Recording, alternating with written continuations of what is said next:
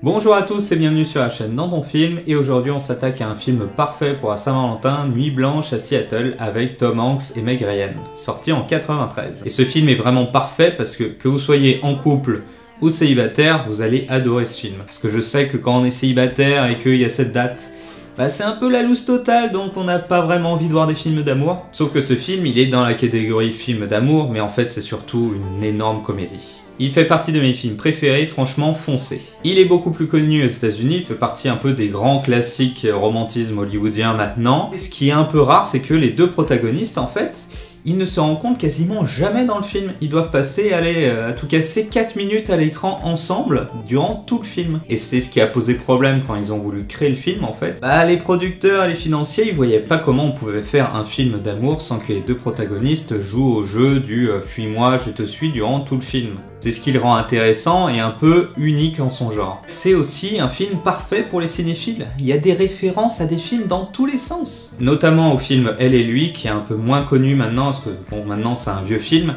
mais il y a énormément de références à ce film-là, mais également à d'autres. Donc si vous êtes sur cette chaîne, c'est que vous êtes cinéphile un peu quand même, et ben vous allez adorer parce qu'il y a des références dans tous les sens. Il y a vraiment des dialogues qui sont réfléchis, qui sont génialissimes. Vous allez forcément passer un bon moment. Il y a Tom Hanks et Meg Ryan.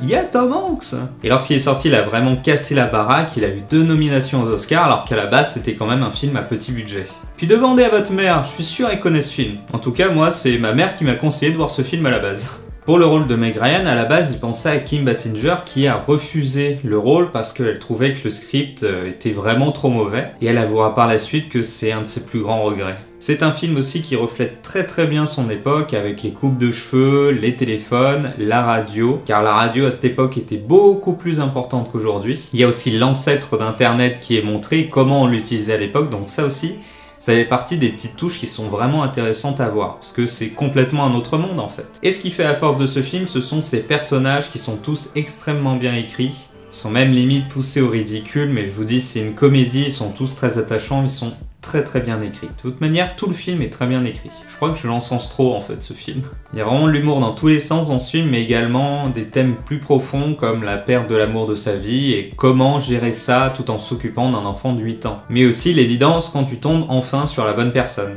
C'est un film qui a un univers, une ambiance, quelque chose quoi que j'ai très peu retrouvé autre part. C'est un film qui a marqué aussi sa génération et il y a plein de références qui sont faites dans des séries, dans des films, surtout dans How I Met Your Mother. Et il est très similaire au film Jerry Maguire sorti 3 ans plus tard. Petite anecdote maintenant, c'est que dans ce film il y a Rita Wilson qui est en fait mariée à Tom Hanks depuis 88. Autre chose aussi, c'est que la version Blu-ray est vraiment pas mal. Bon, c'est pas la folie non plus, hein, ça mériterait un remastering. Mais chose incroyable, c'est qu'il n'y a pas de chapitre dedans. Je vous jure, encore sur des vieux DVD on peut comprendre, mais sur un Blu-ray, je vois pas comment ils ont pu oublier ça. Et dernière anecdote, c'est qu'à la fin du film, il y a une date très précise qui est montrée plusieurs fois. C'est la date de rencontre des deux protagonistes, mais c'est surtout ma date de naissance. C'est pour ça que je suis aussi un peu attaché à ce film, parce que c'est fou quand même.